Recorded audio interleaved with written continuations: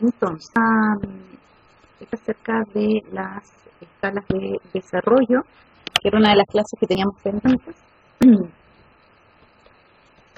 Las escalas de desarrollo en general es el objetivo el nivel de desarrollo del lenguaje del niño. Principalmente se utilizan en niños que son más pequeños y también es importante recordar, esto lo vimos en una clase, que las escalas de desarrollo permiten analizar el lenguaje desde una perspectiva madurativa evolutiva. Y la idea es que estas escalas nos entregan un perfil de desarrollo y esto se compara con la norma o con lo esperado, ¿no es cierto?, para el rango de edad del niño. Hay dos formas de obtener la información.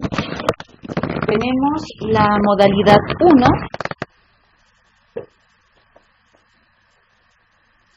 en donde la información nos las entregan personas, ya sean los cuidadores o los padres de los niños, y la modalidad 2, en donde se le pide al niño que realice ciertas tareas.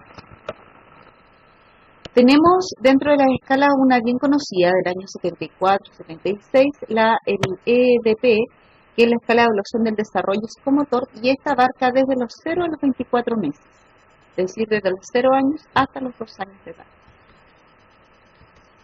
Esta escala cuenta con la modalidad 1 y 2, por lo tanto, ¿no es cierto?, implica respuestas por parte de los padres, en base a un par de preguntas que se le realizan, y el niño a la vez también realiza una serie de tareas.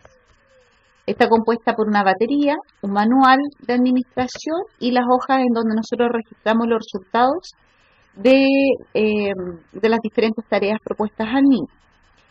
Y nos entrega unos coeficientes de desarrollo en donde, dependiendo del resultado que el niño tenga, ¿no es cierto?, nosotros vamos a ubicar el puntaje en las tablas correspondientes. Ahora, este está compuesto por 75 ítems, ¿ya? 5 de cada uno por edad, y mide el rendimiento del niño frente a ciertas situaciones que, para ser resueltas, requieren determinado desarrollo psicomotor. Esa es la base de esta escala de desarrollo. Tiene, por una parte, lo que es, evalúa lo motriz, o la parte, el ítem de lo motor, lenguaje, ¿ya? En cuanto a lo motor, tanto motilidad gruesa, coordinación corporal general y específica, las reacciones posturales y la locomoción o movimiento por parte del niño. Por ejemplo, en cuanto a reacciones posturales, abajo les dejo hay una definición, que son justamente estas posturas o movimientos provocados por determinados cambios de la posición del cuerpo y se modifican según el nivel de desarrollo alcanzado, es decir, que pasan por distintas fases. Dichas fases son hitos, ¿ya?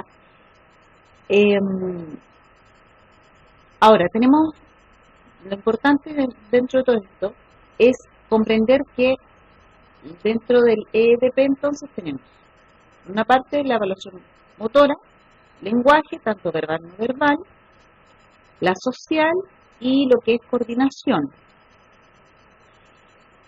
Después tenemos los materiales que se utilizan, tenemos acá, bueno, son varios, pero está una muñeca, un pañal, una pastilla polivitamínica, una campanilla de metal, son varios los materiales que se utilizan y todo esto están dentro de esta cajita que podemos ver ahí, cada uno de los materiales que van a utilizar para toda la evaluación. Acá hay una aplicación que se realiza a un niño. Este link yo se los voy a subir a Educa para que después lo puedan revisar. En cuanto a experiencias experimentales con el EDP, hubo una experiencia en el año 2005 que se llama Evaluación del Desarrollo Psicomotor de Niños Institucionalizados Menores de un año mediante 3 herramientas distintas de evaluación. Dentro de estas herramientas, como vemos, son niños institucionalizados menores de un año, ¿no es cierto? Y la idea era comparar justamente la eficiencia de el EDP, el EEPPI, que es el 9 trilacin, y el DFDM. DFDM es el diagnóstico funcional del desarrollo según el método de Múnich, y la otra es la escala de evaluación del desarrollo psicomotor de la primera infancia. Fue un estudio no experimental transaccional y se trabajó con 55 niños que estaban institucionalizados en centros del Sename de la región metropolitana. Acá la idea era ver si es que efectivamente ver la sensibilidad de los instrumentos, es decir, qué tan la capacidad de poder detectar ciertas alteraciones o dificultades en los niños. Ya lo hemos visto ese concepto anteriormente. Los resultados, bueno, vemos que solamente el EEDP tenía el ítem de riesgo para poder clasificar a los niños, por lo tanto, en los demás no se pudo utilizar esa clasificación.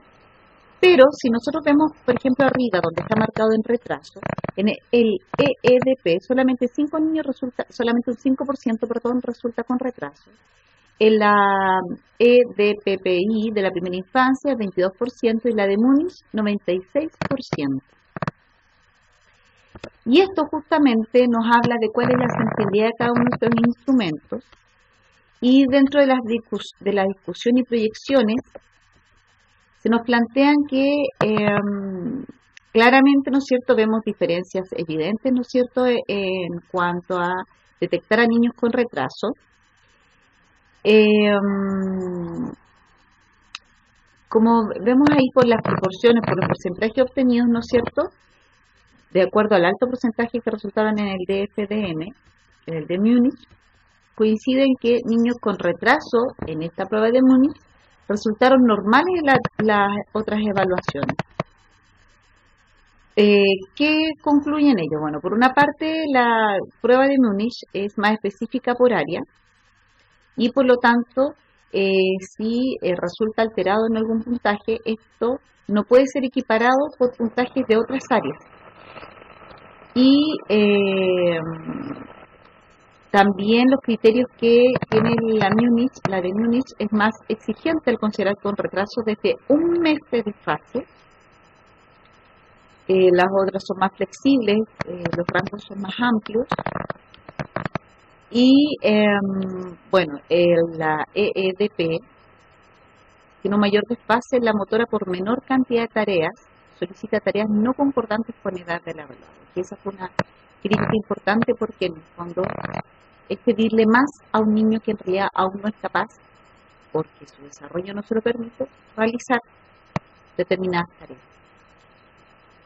La prueba de la primera infancia, el DFDM, tienen un mayor desfase a nivel de lenguaje y sociabilización. Esos fueron los resultados que arrojaron. Y esto claramente concuerda con lo que aparece, o el respaldo bibliográfico, ¿no es cierto?, que lo denomina como un síndrome de deprivación, que es justamente la característica que se espera encontrar en niños que están institucionalizados. Y esta diferencia claramente no aparece, ¿no es cierto?, en el EEDP. Entonces lo que se propone es reestructurar y mejorar el EEDP, y una propuesta que se realizó en ese estudio fue justamente estandarizar a la población chilena el DFDM, considerando la alta sensibilidad que demostró tener. Una de las pruebas que nosotros más vamos a aplicar es el RIL, bien conocido el RIL, que es una escala de desarrollo, ¿no es cierto?, que evalúa el lenguaje emergente, receptivo y expresivo. El RIL, la idea es identificar los lactantes y niños pequeños que tienen alteraciones del lenguaje o que tienen alguna otra discapacidad que pueda alterar su desarrollo. Se estandarizó con 1.112 niños y bebés. La administración tarda alrededor de 20 minutos y su confiabilidad es alrededor del 90%, lo cual es bastante alto. Como les dije, mide y analiza el lenguaje emergente para justamente poder elaborar una intervención que se ajuste a las necesidades del niño. Y acá los resultados son en base a una entrevista. Ya aquí tenemos que es una modalidad 1, que se realiza con los padres, y se habla de lenguaje expresivo, lenguaje receptivo y lenguaje combinado. Se aplica desde niños desde 0 a 3 años de edad Y acá en la versión del RIL 3, que la verdad es que todavía no hay un uso muy masivo acá, se incorporó un subtest suplementario, inventario de palabras. La verdad es que, como les digo, el RIL 3 en Chile por lo menos no ha sido, no se ha ampliado tanto, pero el RIL a solas, solita, eso sí que es de uso bastante más masivo dentro de Chile. Se incluye el manual del examinador, el registro del examinador y se está basado en los componentes del lenguaje que propone Blumillaje, que es algo que ustedes ya conocen, por lo tanto no nos vamos a detener en eso. Y realiza una relación entre el desarrollo cognitivo temprano y el lenguaje. Entonces, acá también algo importante que deben considerar es que se basa en los planteamientos, las etapas descritas en el desarrollo según Piaget, ya de acuerdo a lo que nosotros podemos esperar en un niño de 0 a 2, de 2 a 7, bueno, por lo que abarca esta prueba, que es de 0 a 3, ¿no es cierto?, alcanza lo que es la etapa motora sensorial y parte de la etapa preoperacional, porque hablamos de 0 a 3 años. Entonces, etapas del desarrollo del nacimiento a los 3 años. Está el desarrollo del lenguaje infantil como comunicación prelingüística, ¿no es cierto? Por una parte están los comportamientos de comunicación que provocará atención y enseñanza por parte de los cuidadores, que es una forma, ¿no es cierto?, en que el niño tiene de poder solicitar, ¿no es cierto?, poder interactuar con el adulto. Vamos a encontrar reacciones emocionales, vocales y motorias a su entorno. Obviamente también vamos a encontrar un avance a nivel cognitivo, de acuerdo a lo que el niño, esto va a ir sujeto a lo que el niño vaya aprendiendo, ¿no es cierto?, y comprendiendo su entorno. Luego pasamos a las primeras palabras, transición al lenguaje del niño, en donde hay un uso intencional del lenguaje, producción de primeras palabras, producción de primeras frases. Después vemos que se van, lo que ya hemos hablado muchas veces en clase, ¿no es cierto?, los niños van progresivamente y aumenta el vocabulario, aumenta la producción morfosintáctica, ¿no es cierto?, y se va integrando de a poco, ¿no es cierto?, lo que es el contenido, forma y uso. Del habla del bebé al registro preescolar, similar al del adulto, es una etapa preoperacional, ¿no es cierto?, del desarrollo piagetiano.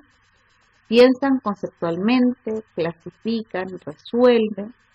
Continúa el desarrollo de todos los niveles del lenguaje. En cuanto a lo que es lenguaje receptivo y expresivo, se plantea que ambos procesos son mutuamente dependientes, pero distintos. Y también sabemos claramente que lo que se hace más evidente, o sea, hay etapas de desarrollo del niño en donde se hace mucho más evidente uno que otro. Sabemos que en un principio el niño desarrolla mucho su lenguaje receptivo, y posteriormente viene a partir de sobre todo de los 2 años, ¿no es cierto?, una expresión mucho más importante a nivel del lenguaje expresivo. Las subpruebas tenemos del lenguaje receptivo expresivo, mide la respuesta actual a los sonidos del lenguaje, son 66 ítems de preguntas, informa el cuidador y las respuestas que dan los papás son de sí o no. Y bueno, eso es lo mismo. Lo que pasa es que de acuerdo a se califican solamente las respuestas que el padre, de acuerdo a las características, yo les voy a subir la pauta del RIL para que la puedan entender mejor. En el fondo, frente a ciertas conductas, si el padre dice que el niño sí tiene adquirido esa conducta esperada lingüísticamente hablando, se le coloca un sí, y eso es lo que nos va a permitir poder clasificar al niño de acuerdo a las respuestas positivas. Y luego se obtiene un valor de lenguaje combinado, en donde vemos que se resta el obtenido del lenguaje receptivo, expresivo, y se divide por 2. Y ahí sería el lenguaje combinado. De todas formas, que hay una pequeña muestra.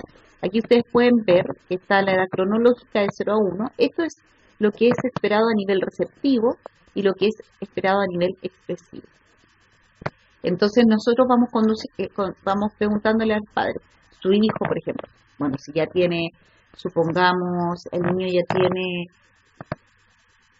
eh, um, 6 meses, probablemente yo voy a partir de preguntando de los 4 o de los 2 a 3, y no me acuerdo si puse otra más aquí, no, de 2 a 3, pero la idea, si yo tengo un niño ya de, por ejemplo, de 2 años, yo no voy a partir preguntando desde los 0 meses hacia adelante, sino que más o menos dentro de la edad del niño, y a medida que el niño no tiene ciertas conductas, yo me voy a ir devolviendo eh, en la escala hasta encontrar la edad en que el niño realmente se ubica lingüísticamente hablando.